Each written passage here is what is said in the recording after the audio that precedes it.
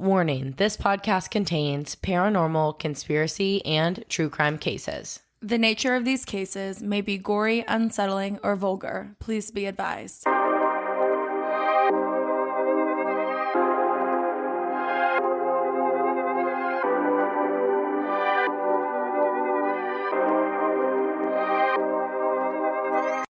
Hello, everybody, and welcome back to Creeps and Crimes Podcast. I'm Taylar. And I'm Morgan and Valerie Retta. This is episode 60. You heard it here first, baby. Yep. Can you guys even believe it?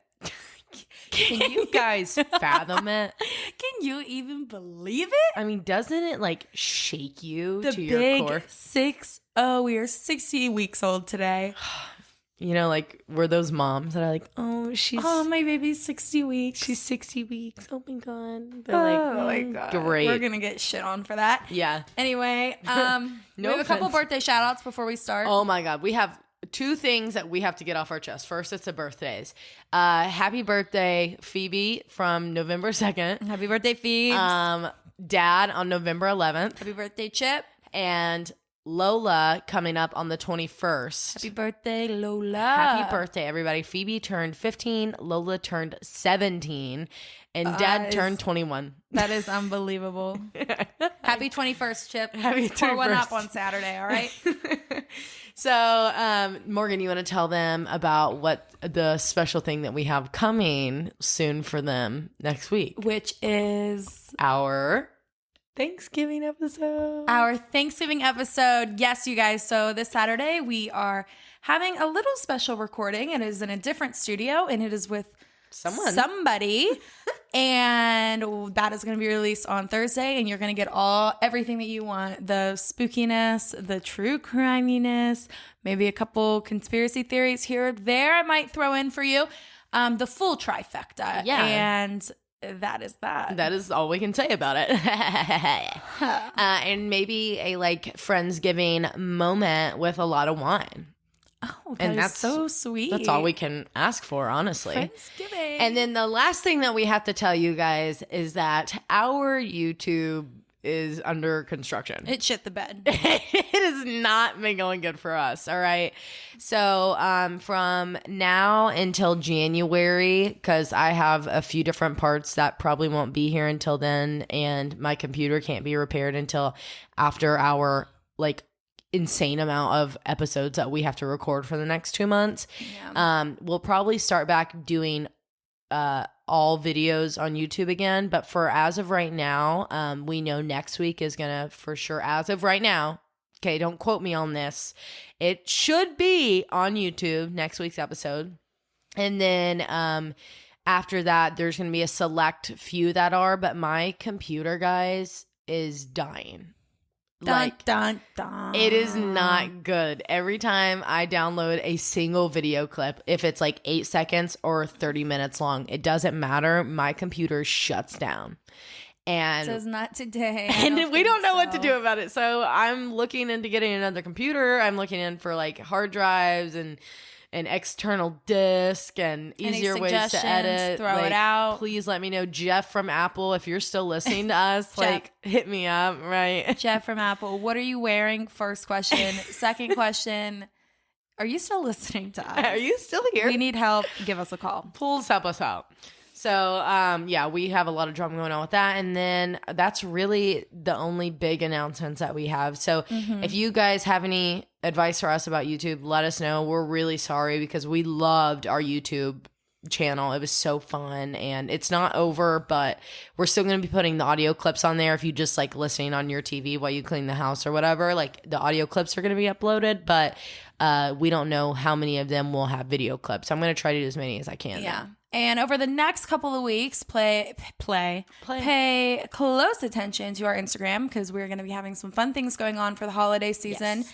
So make sure you're tuned in on that. Black Friday sales. Ooh, Black Friday sales. Yep, and maybe like a holiday giveaway. Yeah, you know what how we do. You know what we do here. Last year's the wine. Make sure you follow for that. Yes, and Morgan, I do have one question for you. So it's not time that we do the, what are you thankful? We do that on Thanksgiving. But so I do have, just like at episode 60, what is your favorite memory so far? Guys, there's a helicopter about to land on my house. I'm pretty positive. Again. So if you hear it, sorry. My favorite memory so far? Of Creeps and Crimes.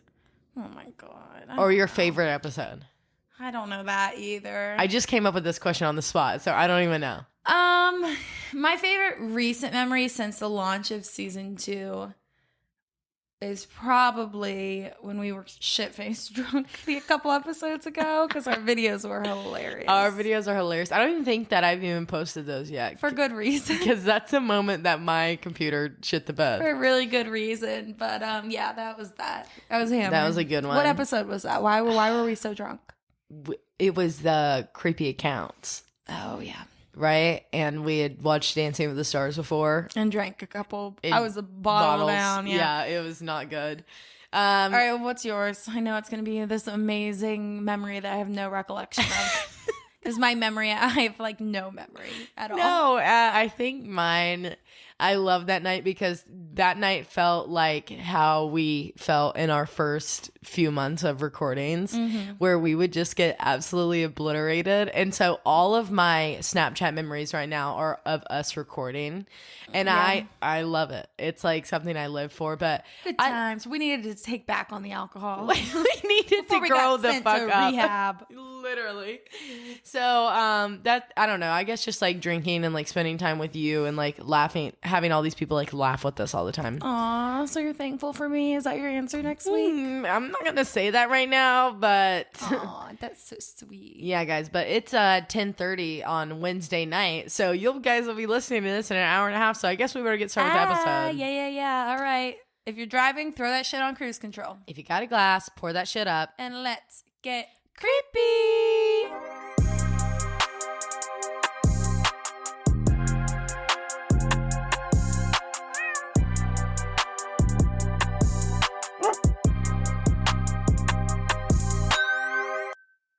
All right, Taylar, you're first. Part 2. What do you got for us? You already know what it is. It's the Zodiac Part 2, everybody. The Zodiac Killer. So if you haven't already, go back and listen to our last episode, episode 59.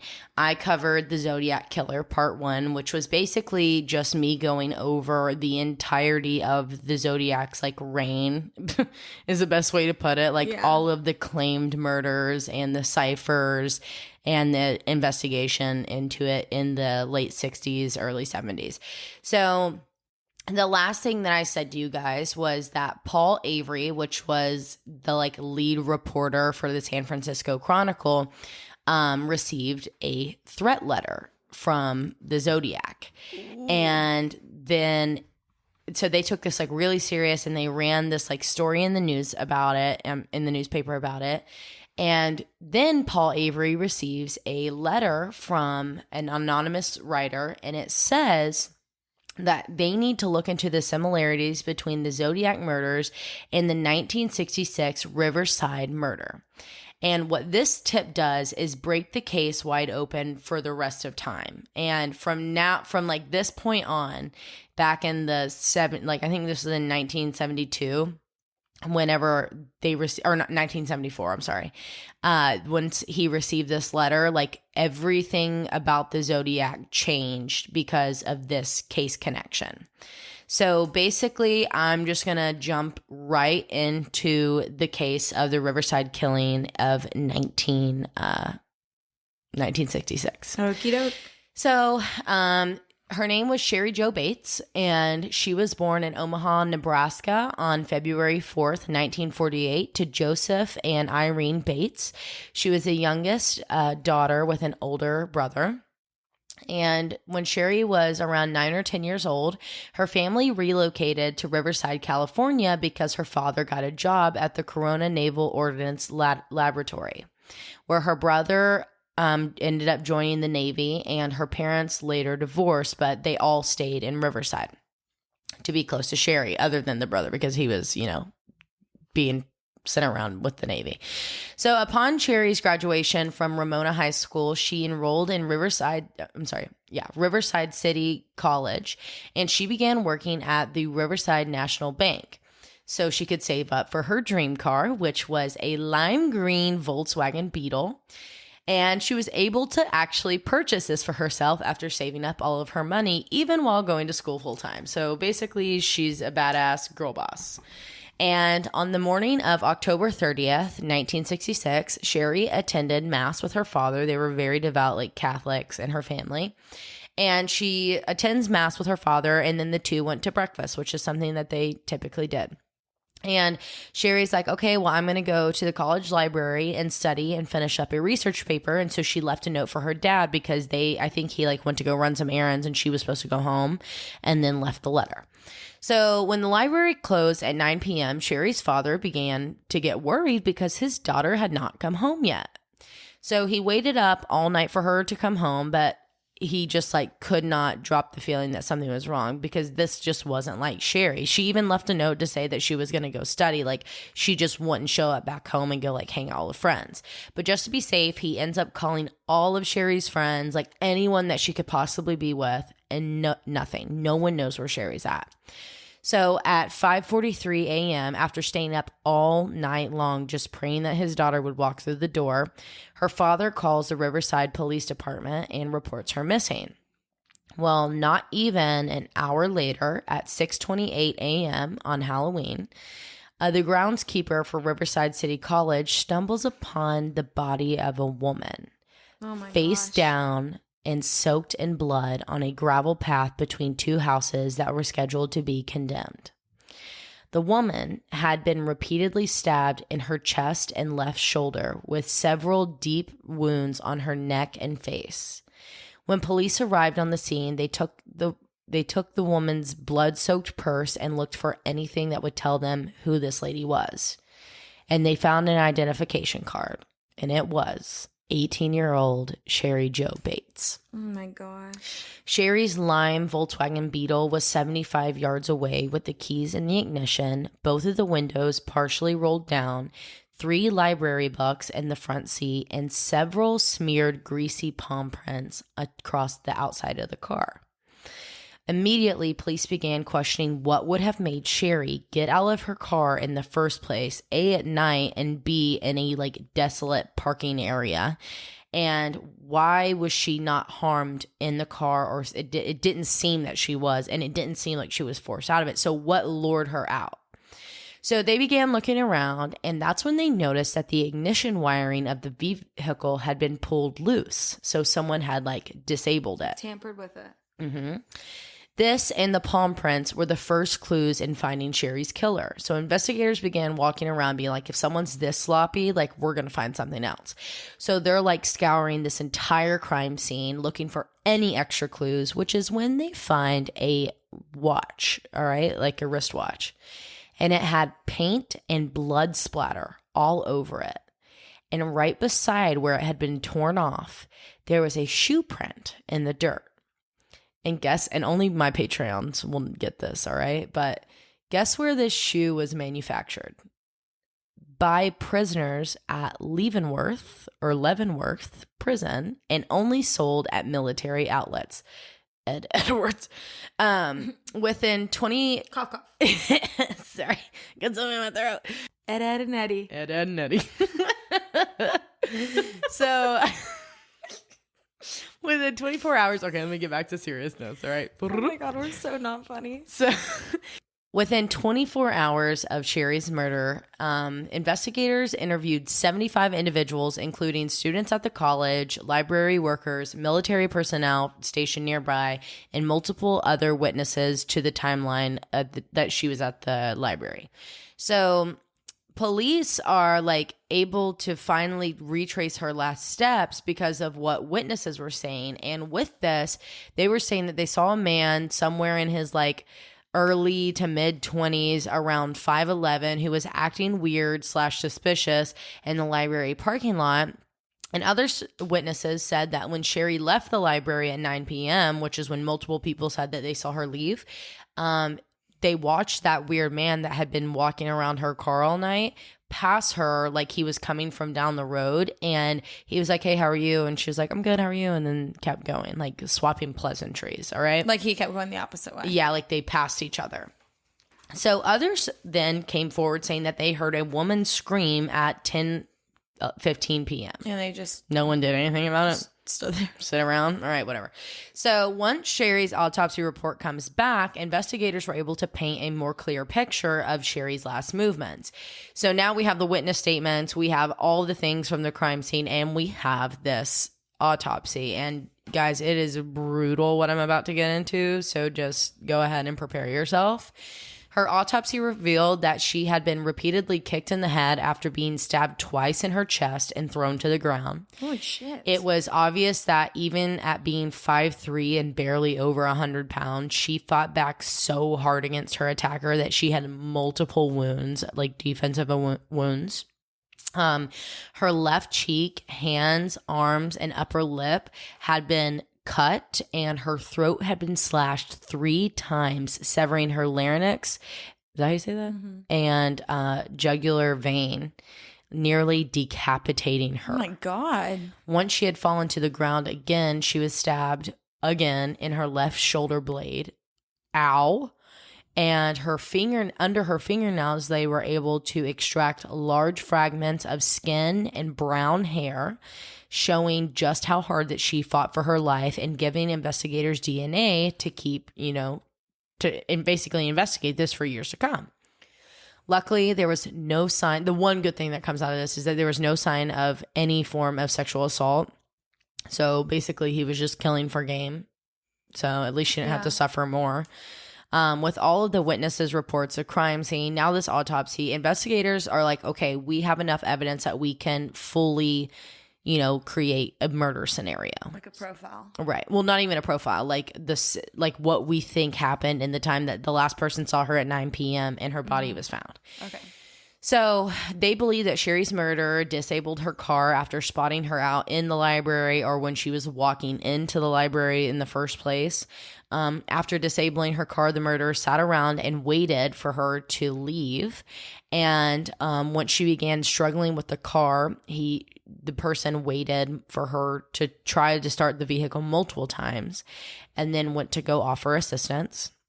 And somehow used the I'm going to help you scenario to lure her away from the car and close enough to this hidden area that was, again, 75 yards away, which is a good distance. If you're thinking about how long that is on a football field, right. It's a good distance to lure her that far away to where he began attacking her. So on November 4th, 1966, Sherry Jo Bates was laid to rest at the Crest Lawn Memorial Park in Riverside with hundreds of people that came to pay their respects for her. But this is not the end of the case because obviously I wouldn't be talking about it if it didn't have any connections to the Zodiac. So where is that connection? A month after Sherry's murder, 2 identical typewritten letters were sent to the Riverside Police Department and the editor of the Press Enterprise newspaper. The letters went into detail describing how Sherry's car was disabled and how the author sat and watched as she drained her car battery before offering her help and luring her away from the car to murder her. The author said that he would go get a jack and cables from his car that was parked down the street and asked her to come and help him carry it. So once they passed that little gravel street, that's when he attacked her. And the author of the letter claimed to have known Sherry by saying sorry, I'm giving this, my notes just went whack. Only one thing was on my mind, making her pay for the brush offs that she had given me during the years prior. Oh. So basically, this is someone that she's turned down. Uh-huh. But due to the fact that the letters included details of the murder which had not been released to the press or the public yet, investigators believe that the author was the actual murderer. And also in the letter, he went on to, I'm just assuming it's a guy. Sorry. Actually, I know it's a guy because it was a Zodiac Killer. Mm. And the author said, the Zodiac Killer, whoever killed her said, whenever they were walking, he said, "Are you ready?" And she said, "Ready for what?" And he said, "To die," and then started attacking her. Holy shit. So I'm wondering if their first run-in that people saw, if she was like, oh my God, how are you? Yeah, exactly. Like they knew each other. Like, hey, how are you? What's going on? Because I found it so weird that they like exchanged pleasantries in a random ass parking lot, you know? Right. So, whatever. They are like, okay, this has to be the murderer since it knew all this information that no one has known yet. Okay.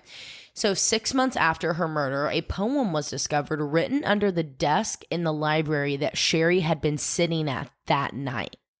What the fuck? And this is what it says. It's titled, Sick of Living, Unwilling to Die. It says, cut, clean.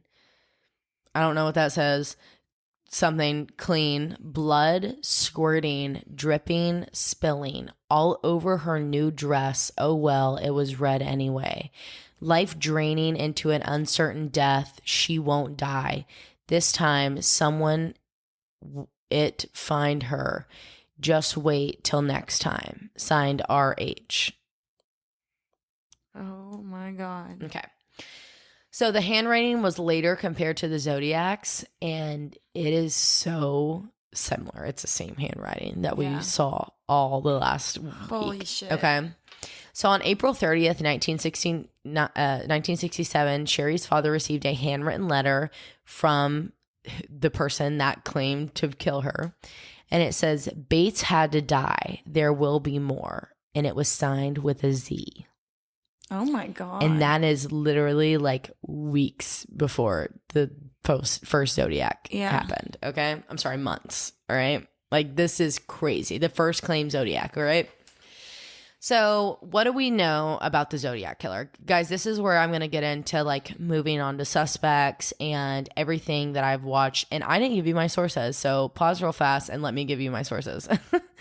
My sources for today's episode are, and That's Why We Drink podcast, True Crime Obsessed podcast, Wikipedia, Discovery Plus, The Hunt for the Zodiac, which you guys have to watch. It's so good.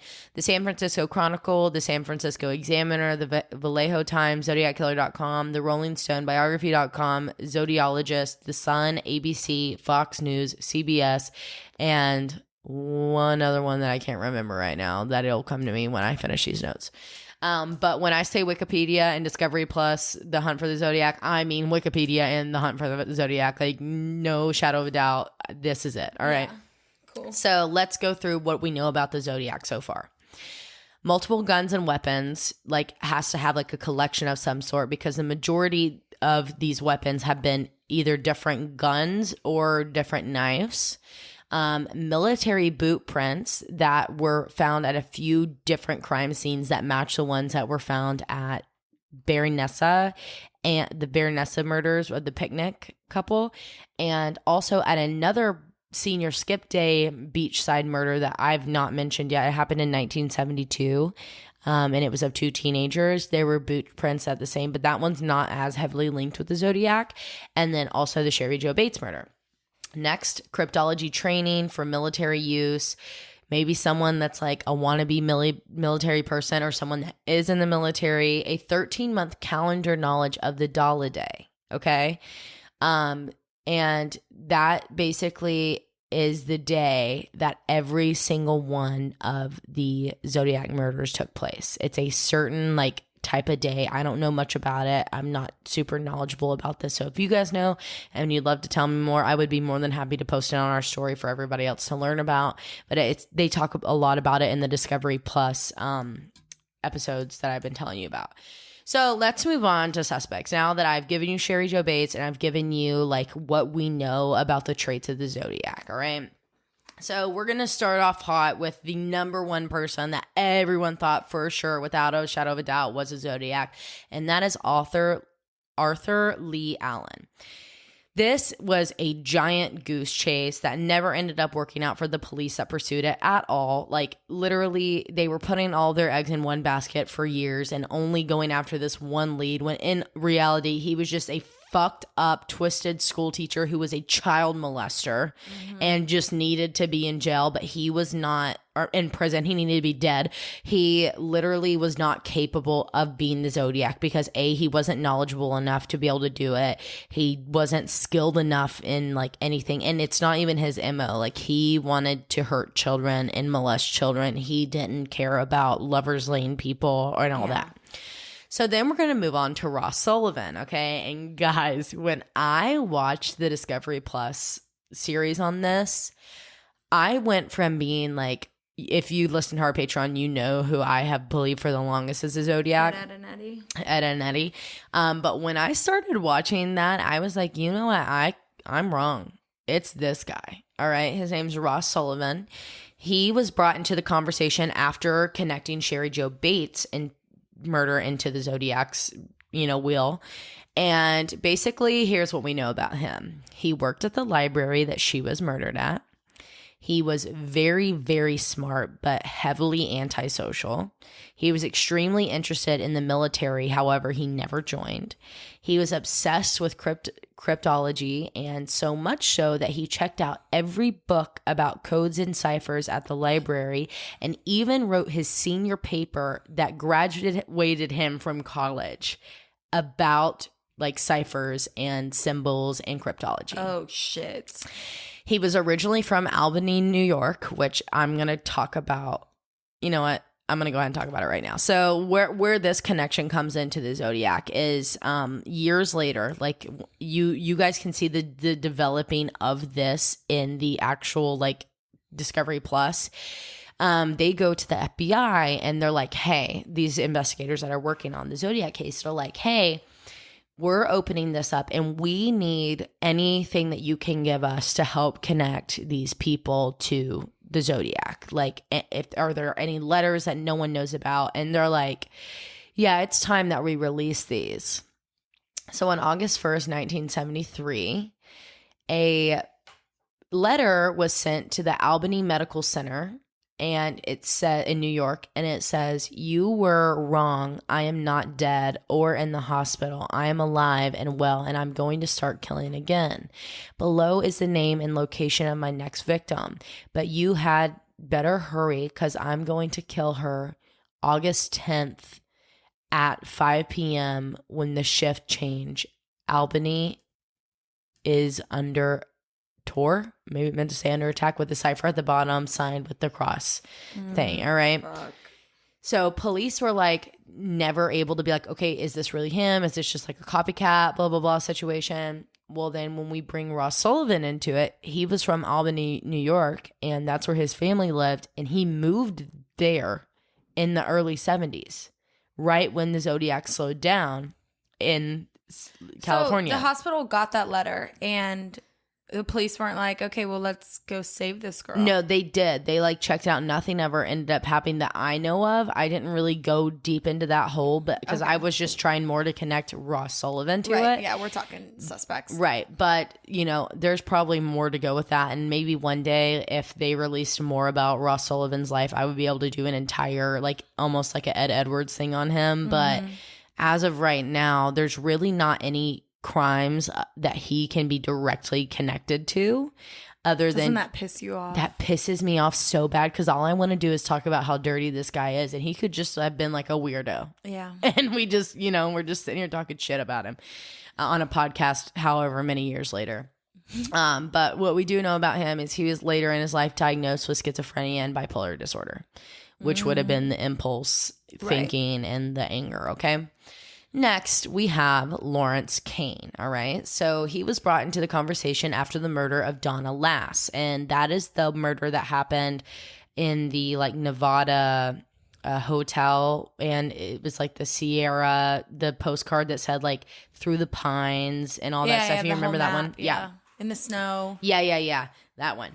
So he worked at that same resort or whatever it was with her, and he was known to be super weird and stalky with Donna Lass.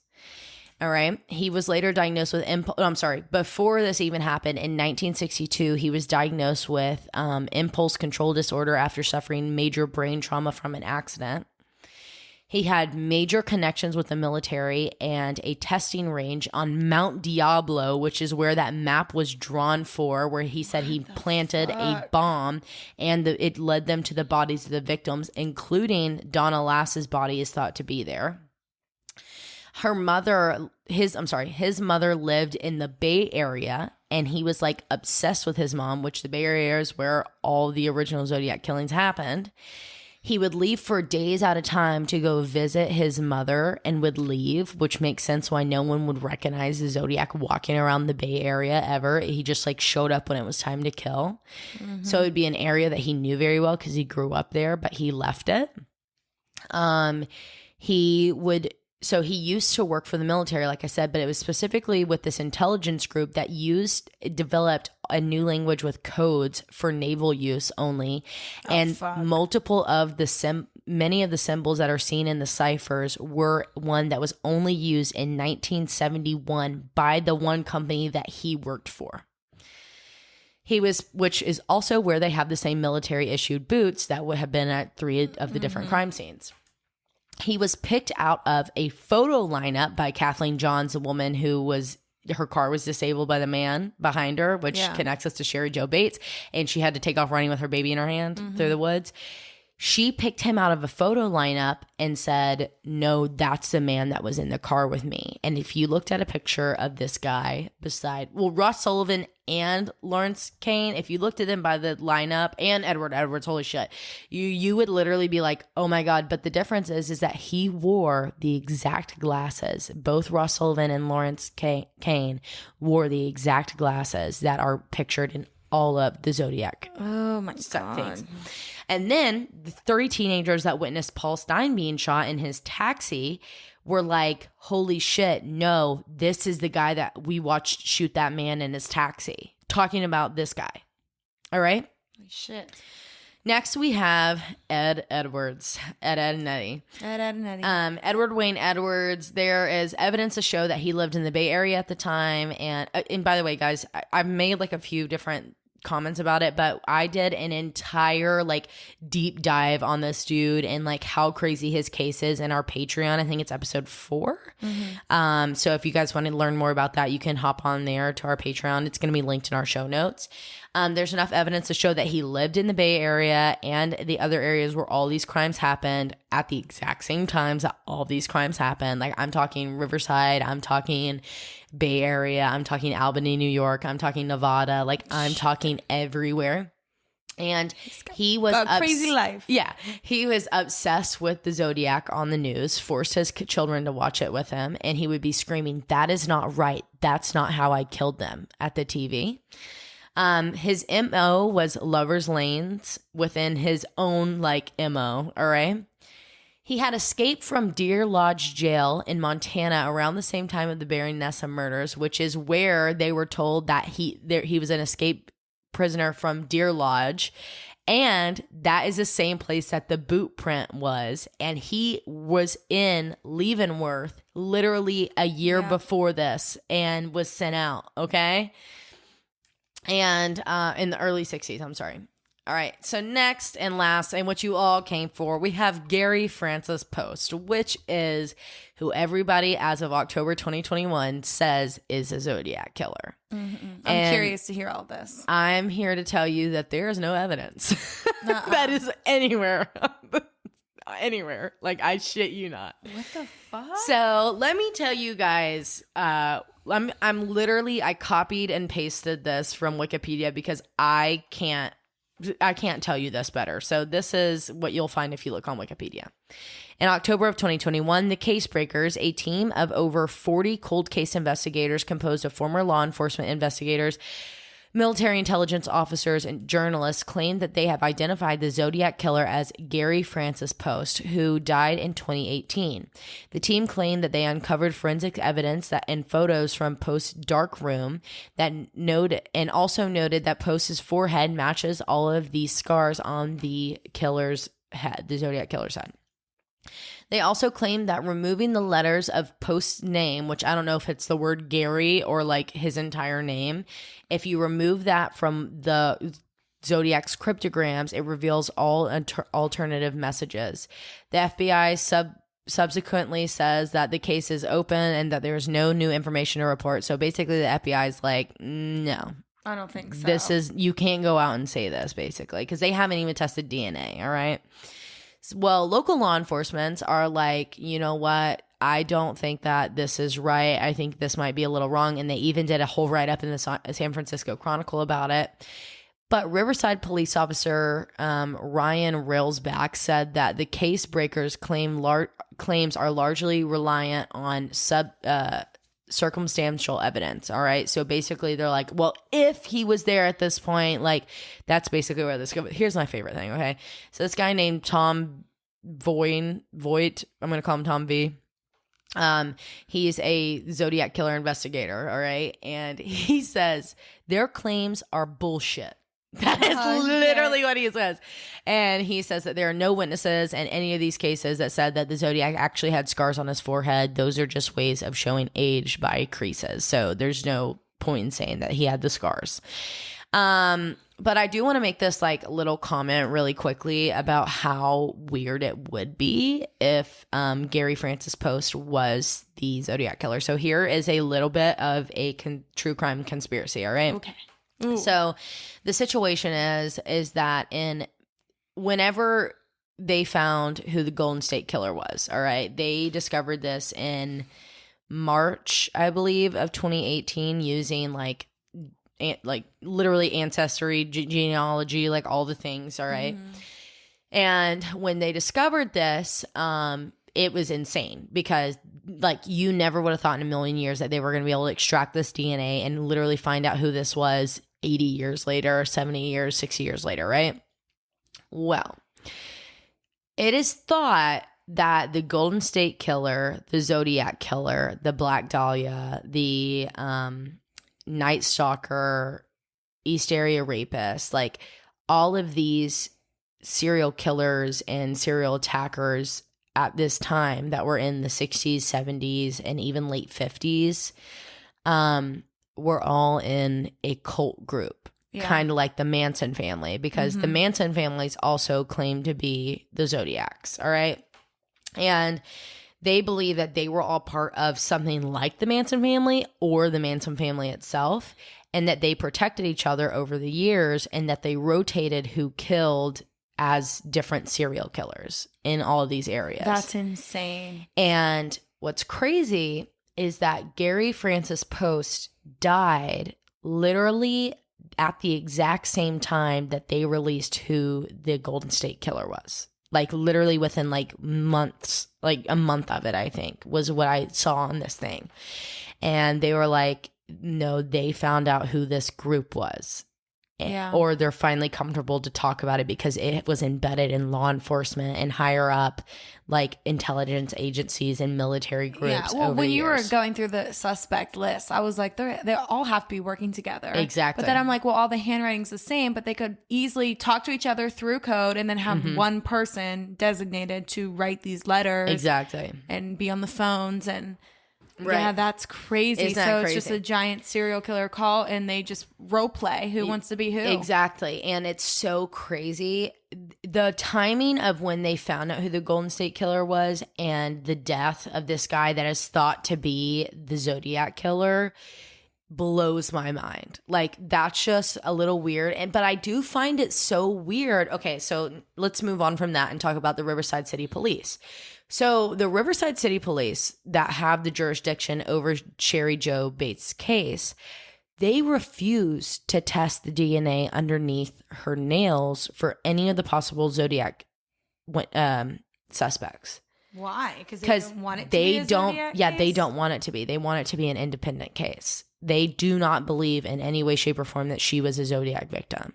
And they're like, who else was sending in letters that were cryptic? And right, like, and the murder of her could quite literally like be. She knew him. Yeah, she knew him. She knew and the then Zodiac he, killer. and if it was Ross Sullivan or Lauren Kane, what's his name, Lawrence Kane. Like, why wouldn't we dig into that a little bit more if you have the DNA? Like, Right. if you have it and we don't, why can't we use it? And they won't talk to anybody on the Discovery Plus. They are literally won't let anybody in there to talk to them about Sherry Jo Bates. They'll be like, leave if you bring it up. That's crazy. If I was her father, I'd be like, test it. Yeah, exactly. But I think he's like long dead at this point. I mean, she was born in 48, right. Yeah, you know, like, they're old.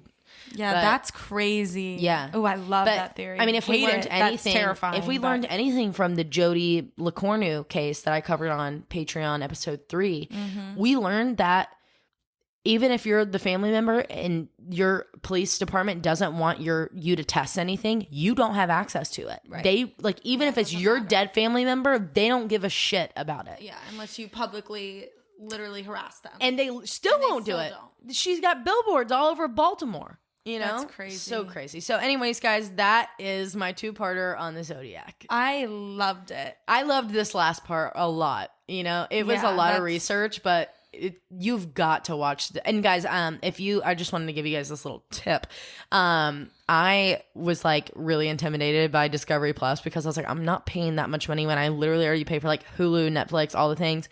And I was like, when I started researching the Zodiac, I was like, I have got to watch this documentary on Discovery Plus like right now. And so I'm like working so hard to figure out how I can get it for free, blah, blah, blah. If you have Verizon, and I don't know if it's for anything, if it's for all carriers, but if you have Verizon, y'all, you can literally get a year free of Discovery Plus. So go get that right now and watch The Hunt for a Zodiac Killer because it is it's such a good show. I've been binging it for like the last 2 weeks. Oh my gosh. That's insane. I don't know who it is. I don't know who it is either. I need to watch a documentary. I need to come up with my own consensus. The moment you watch it, in the beginning, you're like, it's Ross Sullivan. And then you're like, oh my God, it's Ed Edwards. And then you're like, no, it is without a doubt Lawrence Kane. And then you're like, oh my God, I don't know who the hell it is. It's me? Is it me? Am I the Zodiac Killer? I don't know. But I find it so funny Am I the drama? That's Gary Francis Poste because he's like, I'm literally dead. I'm literally dead. Am I the drama? Yeah, but if I find any more information about him, I might do like a mini episode on it to like, dig into it more for you guys. But I searched all over and it was basically saying the same thing, that it was all just based off of like circumstantial evidence. But Had time.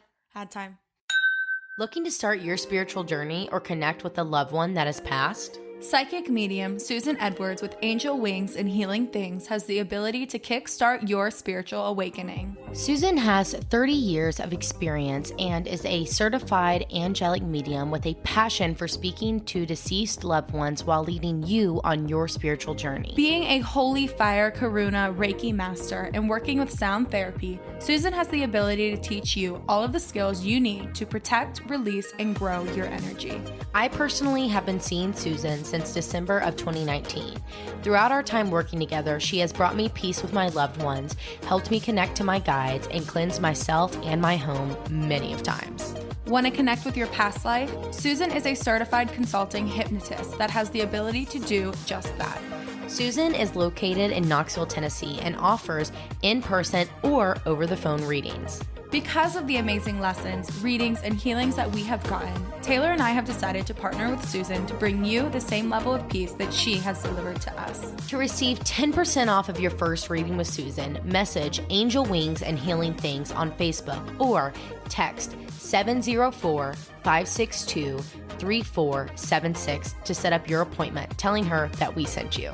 You might need it after listening to us. That is 10% off your first reading. Message Angel Wings and Healing Things on Facebook or text 704-562-3476. And tell her we sent you. East Tennessee people, listen up. Do you have an engagement, graduation, or wedding coming up? Or do you just want to spice up your social media? Look no further because we have the photographer for you. Bess Pics is a Knoxville-based photographer that is down to travel, hype you up, and show off your smile. Lexi is the photographer that brought us our season 2 photos and new logo. So we know she's amazing. Feel good about the money you spend on a photographer by choosing Bess Pics. She is a voice for those who are not heard and works hard to give her clients the best sessions possible. With her confidence-boosting morale and kind heart, you won't just get a session, but a friend for life. You can find Lexi on Instagram and Facebook at Bess Pics or her website, bestpics.com. To book your session today, email alexandra.bess.king@gmail.com. You won't regret it. LITB, sister! Did you miss our lash ads? Well, guess what? We are back with even more. Afterlife Lash Extensions is a Knoxville-based lash studio that offers everything from classics to super volume. Not in Knoxville? Or would you rather have falsies? Afterlife Lashes has it all with their own strip lashes for sale on Instagram at Afterlife Lashes. All of their products are faux mink, silk material that is vegan, cruelty-free, and is sent to you in a reusable coffin packaging that is so cute and so on brand. With 3 years experience and a 3-time certified lash artist, Afterlife Lashes is here to give you the best experience possible. Take a nap on their ultra soft lash beds with great music and even better vibes. Use our code CREEPSANDCRIMES to get 40% off your entire order of falsies on afterlifelashes.com. To book an extension appointment, DM Afterlife Extensions on Instagram and mention Creeps and Crimes Podcast to receive 40% off any service offered. Happy lashing! Okay, Morgan, what do you have for us today? Today, I am going to be breaking down the infamous mystery of the Oak Islands. Disclaimer here. I'm so excited. You guys, we started notes today, and you're not supposed to tell them that. And just know that this show has like 9 seasons, so I didn't cover everything, but I'm gonna get the gist of it here. Okay. Well, we might do another mini-sode for Oak Island. Yeah, for Oak Island. So if you're anything like our fathers, or from my knowledge today, Taylar's mother, then you're obsessed with The Curse of Oak Island, the show that it has with it. But if you haven't, as always, I am here for you, and we are going to break this shit down. So my sources are wikipedia.org, oakislandmystery.com, which is a phenomenal website, kplosson.com, forgirlsandaghost.com, history.com, tovovermind.com, and medium.com, and the Theories of the Third Kind podcast.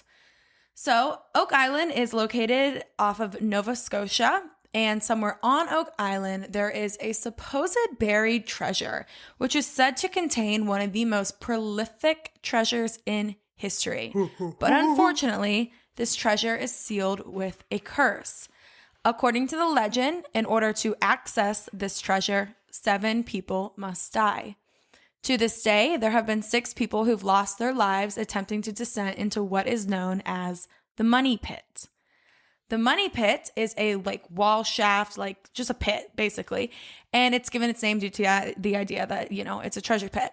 Unfortunately, each time people think they are close to reaching the treasure, all hell breaks loose, which is why I only probably watched season 1 or 2 of the show, because every time they're like, we got something good, and then they're like, oh fuck, and you're like, come on, and they're like, it's another big rush of water. Yeah, here comes more water. You're like, geez, Marty and Rick.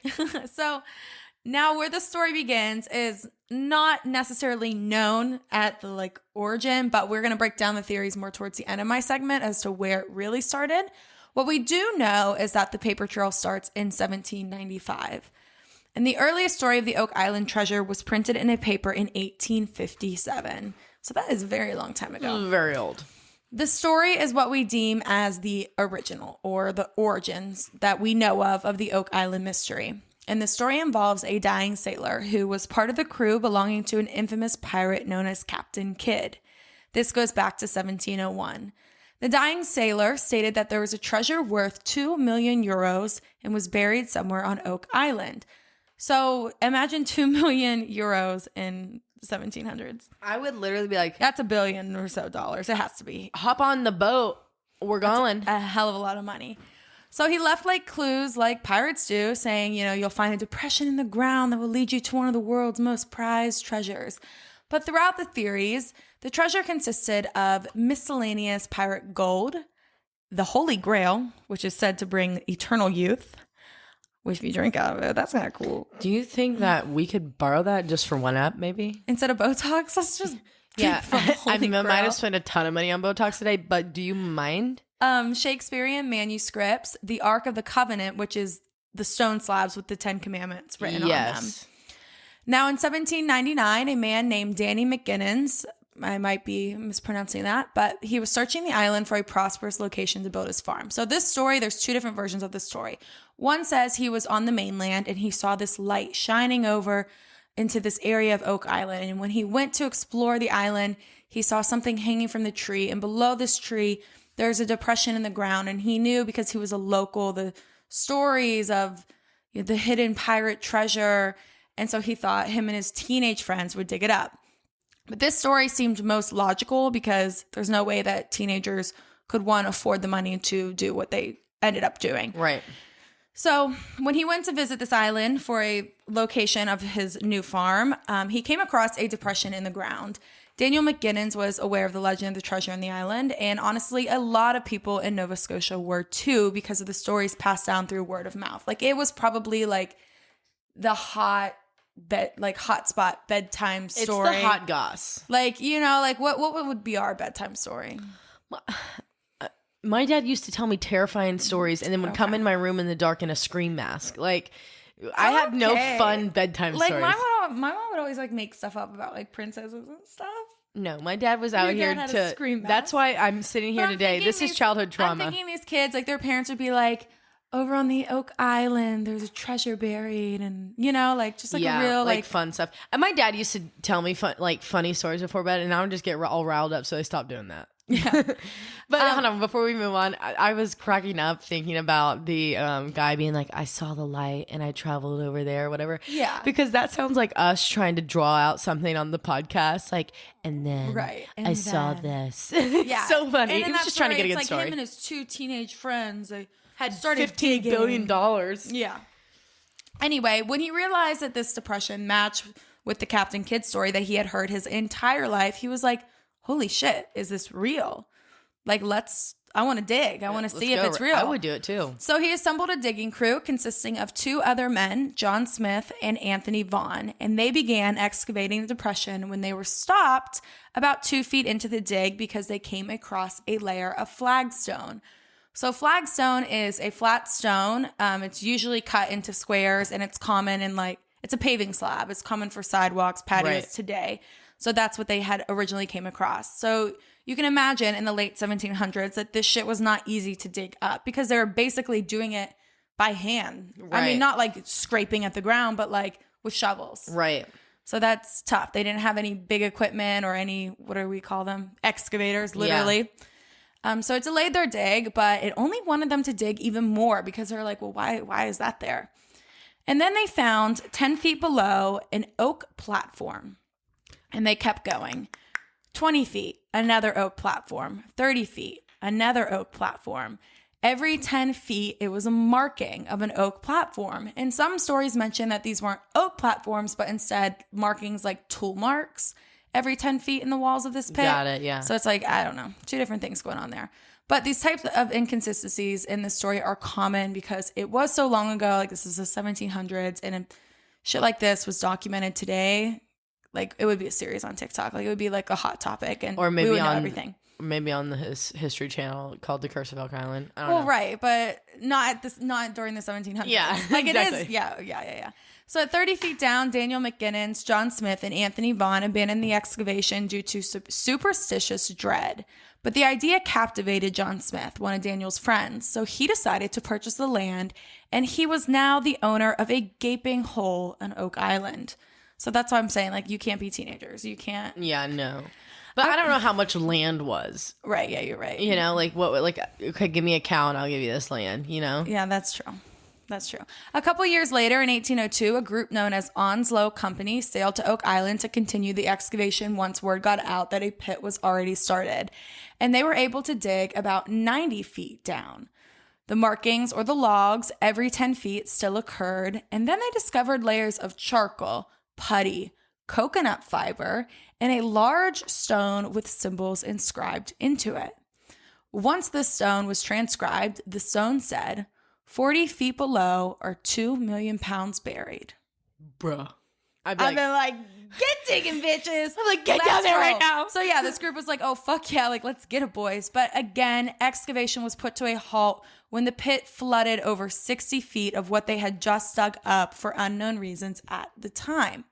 The Onslow Company attempted to build a second shaft next to the original pit and then would have a tunnel dug up connecting the first to the second, kind of like trying to intercross the treasure. Right. But once again, it flooded. both pits. Shortly after, the Onslow Company decided to abandon the excavation. In 1845, Anthony Vaughan, who was one of the original diggers with his friend Daniel McGinnens, helped form a new company called the Cheerio Company, and they began re-excavating. The pit was dug back down to 86 feet, but yet again, more flooding. And the water, I read, was coming in at like 400 gallons a minute. Like, it is insane. Rushing water. And it was decided that this company would attempt to drill 5 boreholes in the shaft to help drain the water by using a metal device called a pod agua. With these, they were able to dig 98 feet, so they increased by 12 feet. But then they started to hit layers of oak and some type of metal pieces. So at this point, they're like, oh, we got to be close. Right. So let's keep digging. They then hit another spruce layer and about 7 feet of clay. And clay, you guys, is thick and it's tough to dig up. It is not like soil. It is not like the dirt. Like, it is very tough. So the Cheerio Company decided to dig another pit north of the original hole and then dig a tunnel across to intersect the treasure once again. But yet again, it flooded. At this point, the diggers were like, well, wait a second. The water is rising and flooding with the tide. So this flooding has to be connected to the ocean. Right. Which I don't know. Why didn't they think, like, the first time, like, we're on an island? Like, why? Like, that's like digging in Florida. Where do you think the water is coming from? I'm just really confused, like, what was going on in the 1800s, but it was a different time, so. They didn't have sonographers or whatever it's called. Right. So they decided to excavate a nearby cove known as Smith's Cove. And this is when they find an entire flood tunnel system underneath of the island. Handmade, literally making one giant booby trap to get to the treasure. They attempted to shut down the flood system, but had failed. So they headed back to the original pit and built yet a third pit. They're just like digging more holes all over the ground. There's so many holes. If you look at the map, the aerial view. Oh my God. Sometime during this dig, the bottom of the original money pit had collapsed, leaving speculation that the treasure had fallen through the new shaft into a deep void. So now they have no idea where the treasure is, causing all 3 pits to be flooded. In comes rushing water. Let me reverse that. In comes rushing water, causing all 3 pits now to be flooded. So in 1851, the Cheerio Company ran out of funds and ended the excavation process. 10 years later, a new company called the Oak Island Association re-excavated the original pit to 88 feet and dug even more pits, 2 of them. Both extra shafts were filled with water after accidentally hitting one of the flood tunnels. The company began placing platforms in the original shaft, but at some point, these were platforms to stand on, and at some point, the platforms collapsed and dropped down, causing the next 2 platforms, leaving people to believe the treasure has fallen yet again further down. Like, it's just like collapsing the whole tunnel. It's in the center of the core of the earth. Yeah, it's in the hollow earth. Yeah. Theory.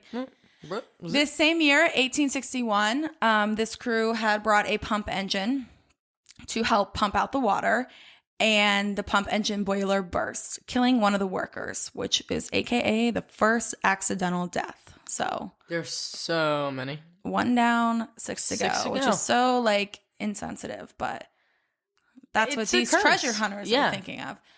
As the previous companies, the same happened to the Oak Island Association. They dug and it flooded. They dug and it flooded, and eventually they ran out of money. So they ditched the project.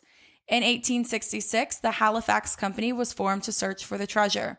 They originally planned to shut off the flood tunnels from Smith's Cove and focus on the original pit.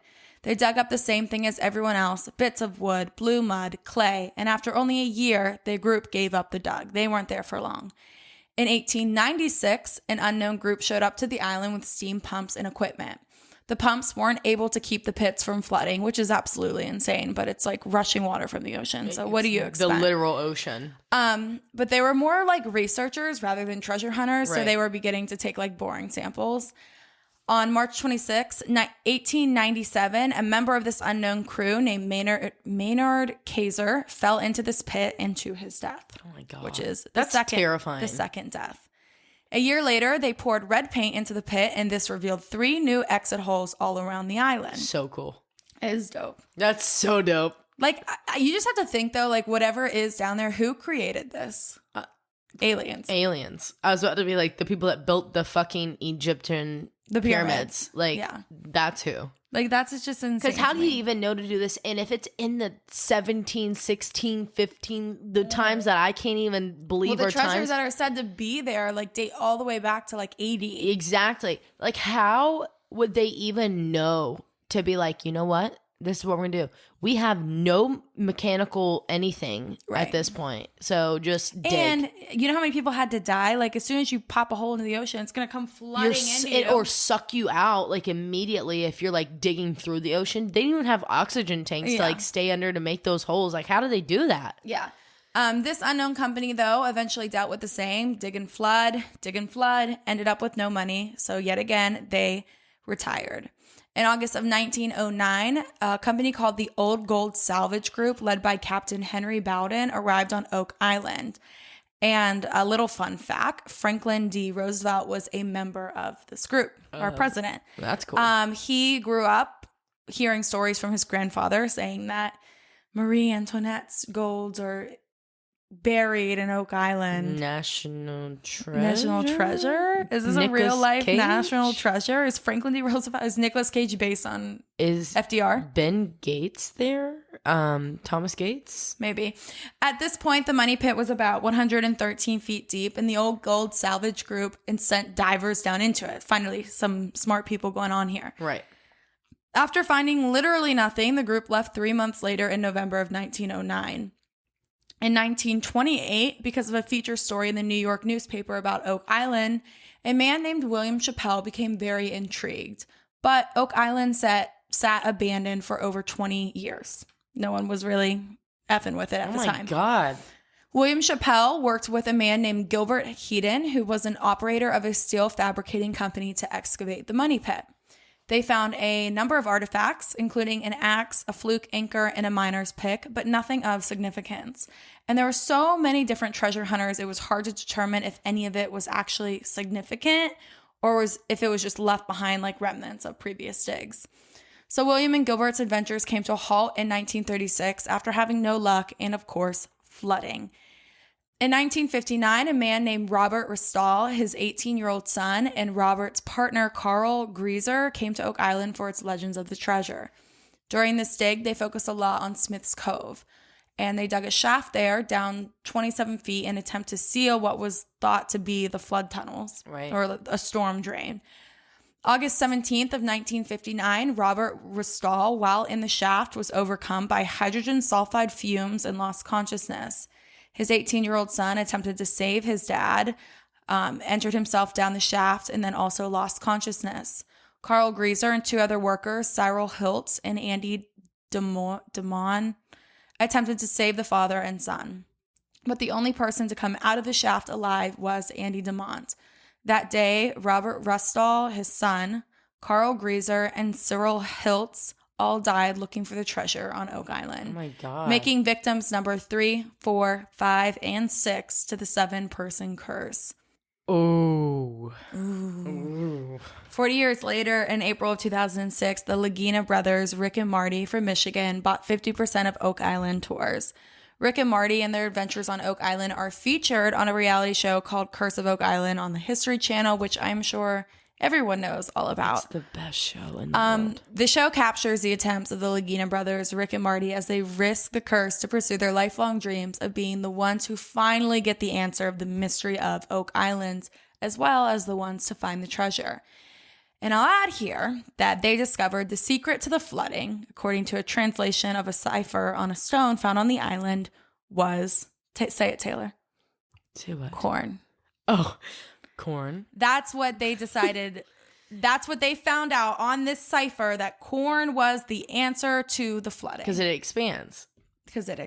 Yeah, guys. But the issue is, back then, corn wasn't native on Oak Island. And guys, this is the best part of the entire show. The narrator, he literally is constantly like, corn on Oak Island. He's the most dramatic, like, narrator in the world. So he'll be like, what is it? Coconut Coconut fibers on Oak Island. Yeah, I'll talk a little bit more about the Corn. coconut.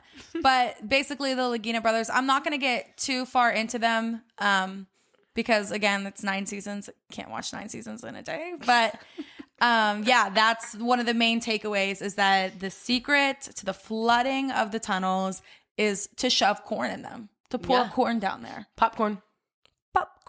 So the show is still current as the 9th season had just aired on November 2nd, 2021. So I kind of want to talk about the findings before I go into the theories. And this all came from history.com. Yes. First was a 1797 cartwheel penny with a depiction of King George III. There was a gemstone brooch. How do you say that? Brooch. Brooch. Right? Okay. Yeah. It's not brioche. Brochet. Brochet. A gemstone brooch that dates back as early as the 16th century. Oh my God. A keyhole plate that looked like it belonged to something of a chest, like the front of a sea chest, like a pirate's chest. Oh my God. I hate to tell you guys, but those what's the man's name? Rick and Morty? No. Rick and Morty. Rick and Morty. Rick. No, Shakespeare. Like if that's where the chest where his stuff was in, it's done. Yeah. They flooded that shit a long time ago. Yeah. Well, I'm going to talk about that in one of the theories. Okay. 2 17th century Britannia coins that were made in the 1600s. A French military cap badge that is theorized to be a French grenadier's hat from the 1700s. A decorative lead piece. The design on it suggests ancient metalwork technique called cloisonne. It has the identical lead isotope of the lead cross, which means it comes from the pre-15th century. What? A gold-plated brooch that dates back to the 14th century, which is believed to be Marie Antoinette's. A Roman pilum, which is a shaft made of iron mixed with manganese and dates back to the ancient Roman Empire century 500 AD. What the hell? Spanish galleon spike, which is a wrought iron spike dating back to the 1600s.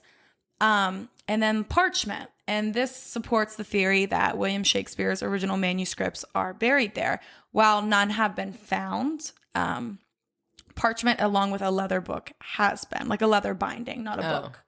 So those... And they all date back to his time period. Yeah, but they're ruined by now. It's pretty safe to say.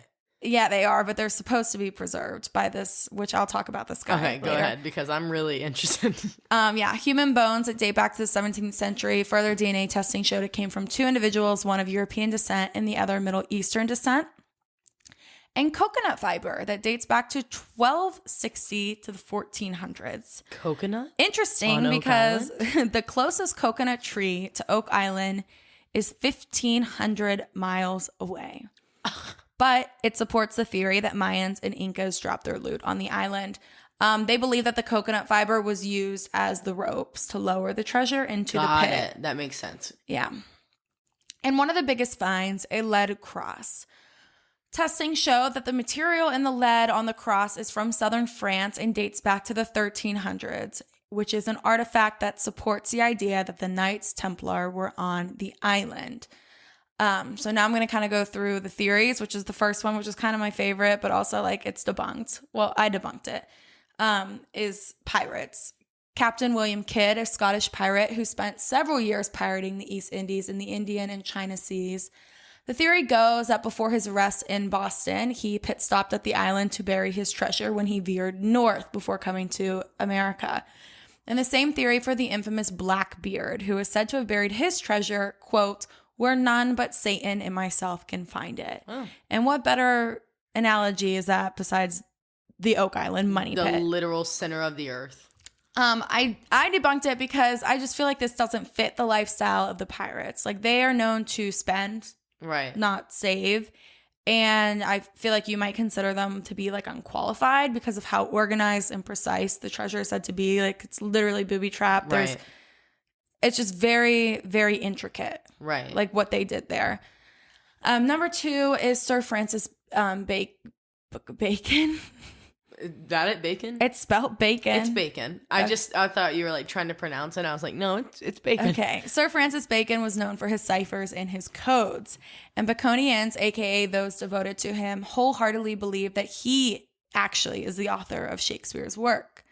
On top of that, he is known for preserving his documents in mercury, which lines up with the traces of mercuries in the metals that were discovered during the early searches on Oak Island. Yeah, you're right. And on top of that, Sir Francis's underhand, a man named Mr. Thomas Bushell, was notorious for his flooded mines during some type of war. Where he literally, when France or wherever they were from, when they were being attacked, seized, like the country itself or whatever was being seized, he hid in these flooded mines for months and lived, and then came out and was like, I'm here. How'd you bitches looking for me? And he created them. Oh my God. So yeah, that makes the most sense. And Sir Francis Bacon was also an initiate of the Order of Knights Templar. Okay, there we go. So brings me to number 3, Knights Templar. And this theory coincides with Sir Francis Bacon. I hate that his name is Bacon. Like, it's just like kind of freaking me out. Okay. Anyway, the Templars were one of the wealthiest and most powerful organizations in Europe during 1129 to 1312. Like, the years I can't even comprehend. Even say them. During their reign, King Philip IV of France was deeply indebted to the order, and he ordered the arrest of all of the key Templar leaders. Shortly after, the Pope followed and issued all Templars to be arrested and their assets seized. But legend has it that many Templars fled to Scotland to take refuge. And with them, they brought the priceless religious treasures, including the Holy Grail. And I can't even begin to debunk them because of how structured Oak Island is. Like, it's almost military-like. Right. Like, it's and like if they had Bacon on his side, then they're set. That's it.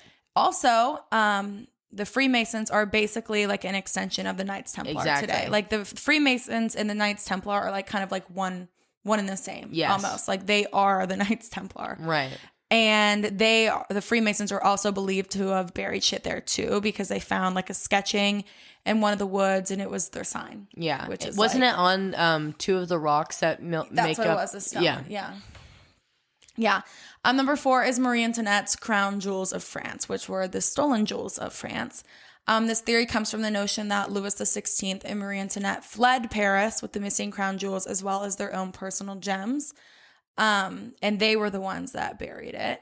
But I've debunked this because there's so much more there. And the Paris flee was in 1791, and the first discovery of the money pit was in 1795. But there was years and years and years of legends and stories being told that led up to that, which would give them only 4 years to bury their jewels. And I just debunked it. But Marie Antoinette, I don't really like her anyway. So this is a personal vendetta against her. Number 5 is the Incas, the Mayas, and the Aztecs. This theory is that Oak Island became kind of like a depository for the Spanish conquerors of the New World, and the treasure that belongs to the Incas, the Mayas, and the Aztecs are buried there. This theory is backed up by the numerous coconut fibers found in the pit, as well as the beaches. Some also believe that it was the Inca Empire themselves who created the money pit and made the deposit. But I kind of think that it's just a very far way for them to travel. Like, you have to think, like, this is way, way back when, and they're going to take their most prized possessions and go across seas. They don't have a weather app. They don't have a radar. Go through storms and then go to an unfamiliar land, dig a hole, and bury it. Right. But the booby traps and all that stuff, that's very much Aztecian, Inca, and Mayans. Their MO, you know? Like, even in, like, I mean, Scooby-Doo. Okay, let's go back to Scooby-Doo. The one time you're watching them in, like, temples and shit. Always booby traps. Oh, my God, the booby traps. Mummies. Everywhere. Yeah. Coconut fiber ropes everywhere. Like, they're not playing around. Number 6, which is one that Taylar brought up to me, and that is Samuel Ball. Samuel was an escaped enslaved person from North Carolina plantation in the 18th century. He escaped when he was 11 years old and fought on the side of the British during the Revolutionary War. When the Americans won, he relocated himself to Nova Scotia. But at some point in his life, it is believed that he had spent time on a privateer or a pirate ship. And by the time of his death, he was one of the largest landholders in Nova Scotia, specifically Oak Island. Many believe that he had heard of the treasure during his time on his ship. He came back, he found the treasure, and given the growth of his fortune that happened so quickly, it is strongly believed that he had discovered the treasure first and sold it and used it to build a future for himself and his family. Exactly. And while he owned Oak Island, he was always just so generous to sell the land off to the treasure hunters. Like, always. Absolutely, you can go ahead and dig on my property for sure. Pay me the money. And is it just because he knew there was nothing there? Like, he already got it.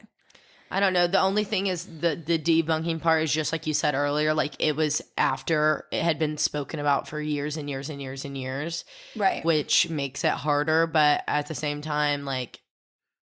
Right. But he probably heard that legend and he went there and he found it. And that's why he's so rich. Like, where did he get all this money? But then, like, where would you how would you hide the Holy Grail? Well, if he worked with pirates. You're right. But then again, like you said, pirates are not like, and maybe the Holy Grail was never there. Yeah, it could have just been maybe like gold bars. Who knows? It could have been like gold bars on that shit. Right. But I love Oak Island. Yeah, they also found like slave tags, and I hate using the word slave. Yeah, but slave tags and other belongings to Samuel Ball during their excavation, which is interesting. Yeah, like he was in the pit. He was. He had shit in the pit, like his own belongings in the shit in the pit. All right. You got your shit in the pit. Some and most believe that it is simply a natural formations because sinkholes are very common in Nova Scotia's geology, as well as natural caverns, which could eventually lead to flood tunnels and deep shafts. And the artifacts that they are finding are just people dumping their trash over the last 100 years. But what do I believe? I believe that it is a mix of every single theory. Like, they're all one and the same. I also believe that the pit is a diversion. Mm-hmm. And that the treasure is spread out throughout the island, which they show that in the show. Like, it's everywhere. It's not just in that one original pit. Right. What do you think? What do you think's down there? I don't know that it's as big. And who do you think put it there? I don't think it's as big as we all think it is, like the Holy Grail and all that shit. The Ten Commandments. Yeah, like I don't think that. I do think that there's a lot of valuable things hidden there, and I think it was put there by the Knights Templar. I think or Templar, or however you're supposed to pronounce it. But like but now apparently they've changed it because guys, we FaceTimed my mom before this, and we're just like talking. Oh yeah, tell them what she said. So she's like devout to this. So I've loved growing up and like watching Oak Island and stuff, but like normally it was during football season when it would air again, so I never was able to watch it. I would normally just like follow it along on the like articles that they would release after it.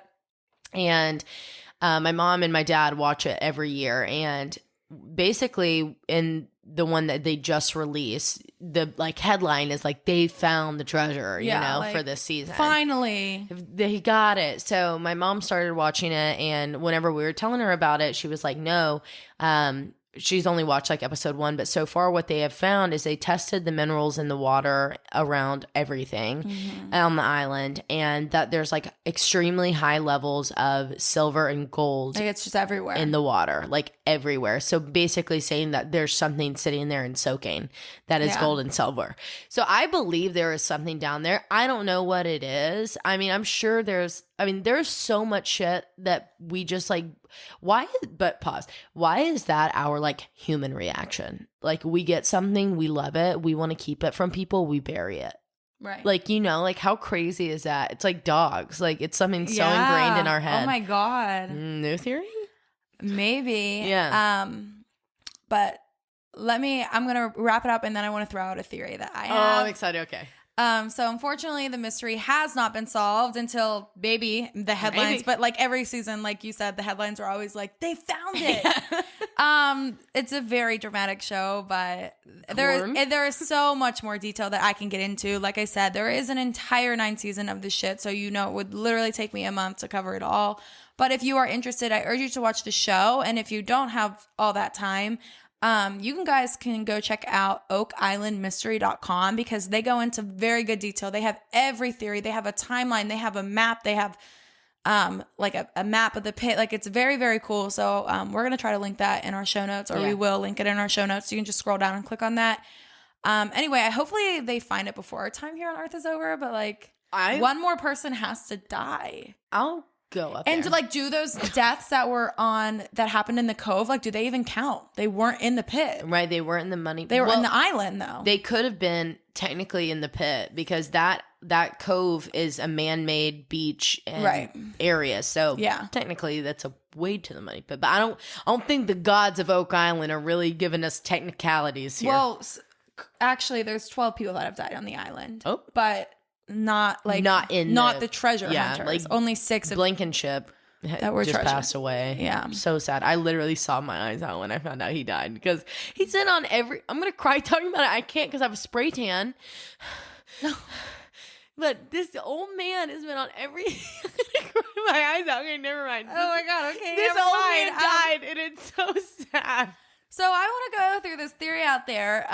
When we were talking about Atlantis and Lemuria... I knew you were going to bring it up. And other societies that were here on Earth before the Great Flood, when they were preparing for the Great Flood, these civilizations were prepping and they were taking their most prized possessions, and a lot of people believe they were taking them into caverns and burying them deep underground so that they would be safe for future purposes, and that they leave this like message on like how to like get where they were, like, because they were extremely advanced civilizations, like way more advanced than you could even picture. You can us tune right into now. Our Patreon episode 4. 3 or 4 to listen to her talk about this because she goes in great detail. So keep going. So maybe Oak Island is just one of these locations that one of these civilizations went to. And I'm not saying that stuff maybe stuff there is that old, but like I do believe that other things like maybe the Holy Grail or like Maria, whatever, other jewels have been stashed there over the years, but that word of mouth, because it had to be passed down from someone. Like this is buried here, this is buried here from these civilizations. So maybe word of mouth just got around to it, and then people started using it as their dumping pit, as something that they see valuable, that they want to share with the world, but the world's not ready yet. Right. So that's what I kind of think it is. When you were going through everything, I kept being like, and when you said the Hollow Earth, I was like, no, it's the fucking Lemurians, and like maybe this area is like a part of the chakra system or like the portal system. Yeah. That's what I was thinking the whole time. I'm like, oh, fuck, this has to be connected. Because it literally said, they were like, oh, we took all of our belongings and we hid them deep into mountains and we hid them deep underground. Right. Something that would survive the Great Flood, which is, if you guys don't know, that's like the Noah's Ark flood. Yeah. Like that is the Great Flood from God. But yeah, that's all I have. From G.O.D. himself. Sorry if I butchered it. It is really a lot of information, okay? And there's just so many different things going on. You did so good. No, like everything you said was, I don't know how you did that. I really don't know how you did that. I was like this. I was typing like this. Ollie's coming over to me. He's dropping his toy on my laptop. I'm like, backspace, because then it ends up saying like QRTS all over. And then I'm calling her. I'm like, did you see this YouTube video? I'm like, I really don't have time. I have 40 minutes. Can you not talk to me about David Dobrik and someone selling their soul? I've seen it. I'm Morgan. Do you know what my TikTok looks like? I know. I was like, I know, but I just want to talk about it. And she's like, oh, we don't have time, Taylar. I got to get off the phone. I'm like, okay, bye. Anyway, that's all I have. Tanya, if you got this far, I love you, girl. I think she's gonna like it.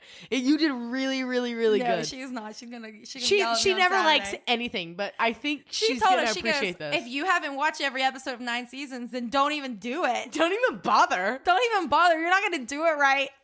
I'm like, fuck. I'm not even talking about the show. I just wanted to talk about what it was and the theories and what they've got. Anyway, that's all I have. That's it. The universe is not my favorite today, but maybe it'll be in the favor of Rick and Marty. Rick. The Lagina brothers. Yeah. I love them. I love them. Simply to put it, okay? Anyway, happy episode 60. Happy episode 60. In honor of it, I'm chopping my hair off while you guys are listening to this.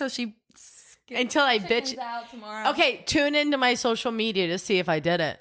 All right, because it's at 3:00 tomorrow. Episode needs posted in 10 minutes. Gotta roll, bitches. Gotta roll. No music in this one. Sorry, babes. Gotta go. Bye.